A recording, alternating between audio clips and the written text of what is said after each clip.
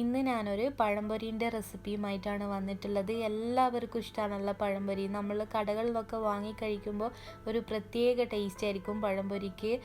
അപ്പോൾ നമ്മൾ ആ ഒരു രീതിയിലാണ് ഇന്നിവിടെ തയ്യാറാക്കിയെടുക്കാൻ പോകുന്നത്. ചായക്കടക്കാരൊക്കെ ഇതിൽ കടലപ്പൊടി ചേർക്കാറുണ്ട്. കടലപ്പൊടി ചേർക്കുമ്പോൾ നല്ലൊരു സോഫ്റ്റ് ആയിരിക്കും പഴംപൊരിക്ക്.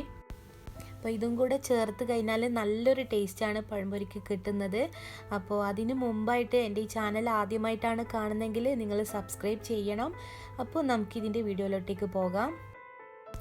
അതിനായിട്ട് ഞാനിവിടെ ഒരു പാത്രം നിറയെ മൈദ എടുത്തിട്ടുണ്ട്. ആ മൈദ ഞാൻ മറ്റൊരു പാത്രത്തിലേക്ക് ഇട്ട് കൊടുക്കുകയാണ്. അപ്പം നിങ്ങൾ എത്ര പഴം വെച്ചിട്ടാണോ ഇത് ചെയ്യുന്നത് അതിനനുസരിച്ചിട്ട് മൈദ എടുക്കുക.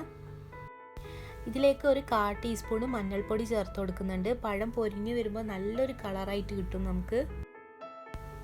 ഇനി ഇതിലേക്ക് ഒരു 2-3 നുള്ള് ഏലക്ക പൊടിച്ചത് ചേർത്ത് കൊടുക്കാം. 3-4 ടേബിൾ സ്പൂൺ പഞ്ചസാര ചേർത്ത് കൊടുക്കുന്നുണ്ട്. ഇപ്പം മധുരം പോരാ എന്നുണ്ടെങ്കിൽ കുറച്ചും കൂടെ ആഡ് ചെയ്ത് കൊടുക്കാം. ഇതിലേക്ക് ഒരു 1/4 ടീസ്പൂൺ ഉപ്പ് ചേർത്ത് കൊടുക്കാം. ഇനിയാണ് നമ്മൾ ഇതിലേക്ക് ആ ഇൻഗ്രീഡിയൻറ്റ് ചേർത്ത് കൊടുക്കുന്നത് കടലപ്പൊടിയാണ്. അപ്പോൾ അതൊരു 3 ടേബിൾ സ്പൂണോളം ഇതിൽ ചേർത്ത് കൊടുക്കുന്നുണ്ട്. എന്നിട്ട് നമ്മൾ ഈ സ്പൂണ് വെച്ച് തന്നെ നന്നായിട്ടൊന്ന് മിക്സ് ആക്കി കൊടുക്കുക. ഇനിയാണ് ഇതിലേക്ക് നമ്മൾ വെള്ളം ഒഴിച്ചിട്ട് മിക്സ് ആക്കി എടുക്കുന്നത്. അപ്പോൾ ഞാൻ ഇതിലേക്ക് ഒഴിക്കുന്ന വെള്ളത്തിന് ചെറിയൊരു ചൂടുണ്ട്. നമ്മളൊരു ഇളം ചൂടുവെള്ളത്തിലാണ് ഇത് മിക്സ് ആക്കിയിട്ട് എടുക്കുന്നത്. അപ്പോൾ ഇങ്ങനെ ചെയ്തെടുക്കുമ്പോൾ നമ്മളെ പഴംപൊരിക്ക് ഒന്നും കൂടെ സോഫ്റ്റ് കിട്ടും. പോരാതെ നമുക്കിത് പെട്ടെന്ന് തന്നെ മിക്സ് ആക്കിയിട്ടും കിട്ടും. ഈ ഒരു ബാറ്റർ ഒരുപാട് ലൂസും ഒരുപാട് ടൈറ്റും ആയി പോകരുത്. അപ്പോൾ നമ്മൾ അതിനനുസരിച്ചിട്ട് വെള്ളം ഒഴിച്ചിട്ട് മിക്സ് ആക്കിയിട്ടെടുക്കുക. ഇനി നമുക്കിതിലേക്ക് ഒരു 2-3 ടേബിൾ സ്പൂണ് ദോശമാവ് ചേർത്ത് കൊടുക്കണം. അപ്പോൾ ഞാൻ തലേ ദിവസം അരച്ച് വെച്ചിട്ടുള്ള മാവാണിത്. ഇത് അരയ്ക്കുമ്പോൾ ഞാൻ ഉലുവ ചേർക്കാതെയാണ് അരച്ചെടുത്തിട്ടുള്ളത്. ഉലുവ ചേർക്കുമ്പോൾ നമുക്കിത് വേറൊരു ഫ്ലേവറിലായിരിക്കും കിട്ടുക. അപ്പോൾ ഞാനിതിലേക്ക് ഉലുവ ചേർക്കാത്ത മാവാണ് ചേർത്ത് കൊടുത്തിട്ടുള്ളത്. പിന്നെ ഒരു കാര്യം ശ്രദ്ധിക്കണം, നമ്മൾ ഈ ദോശമാവ് ചേർത്ത് കൊടുക്കുമ്പോൾ ഒരുപാട് നാൾ അരച്ചു വെച്ച ദോശമാവൊന്നും ചേർത്ത് കൊടുക്കരുത്. അപ്പോൾ ഒരുപാട് പുളി കൂടും. അപ്പോൾ നമ്മൾ അതിനനുസരിച്ചിട്ട് പുളി നോക്കിയിട്ട് നമുക്കിതിൽ ചേർത്ത് കൊടുക്കാം.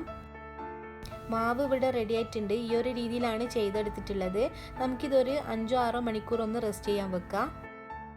ഇപ്പോൾ നമുക്ക് പെട്ടെന്ന് തന്നെ ചെയ്തെടുക്കണമെന്നുണ്ടെങ്കിൽ ഒരല്പം ബേക്കിംഗ് സോഡ ചേർത്തിട്ട് നമുക്കിതിപ്പം തന്നെ പൊരിച്ചെടുക്കാവുന്നതാണ്.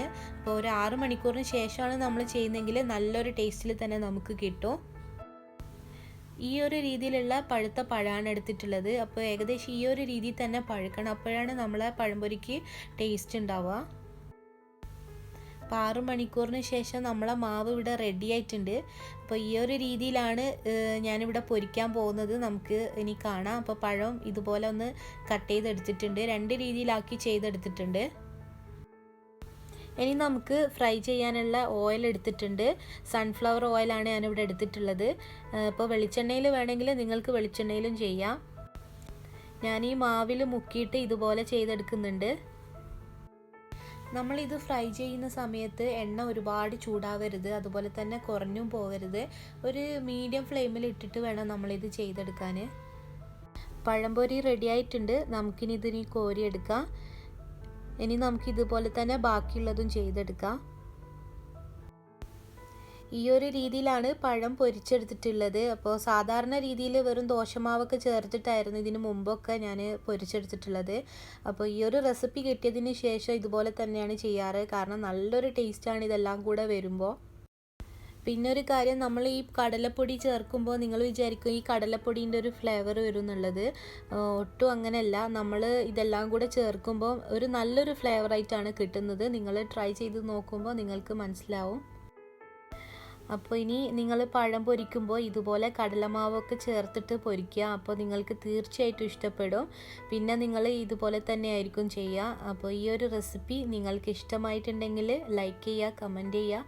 എൻ്റെ ഈ ചാനൽ ആദ്യമായിട്ടാണ് കാണുന്നതെങ്കിൽ ദയവായി സബ്സ്ക്രൈബ് ചെയ്യുക. ഇൻഷാ അല്ലാഹ് അടുത്ത റെസിപ്പിയിലൂടെ വീണ്ടും കാണാം.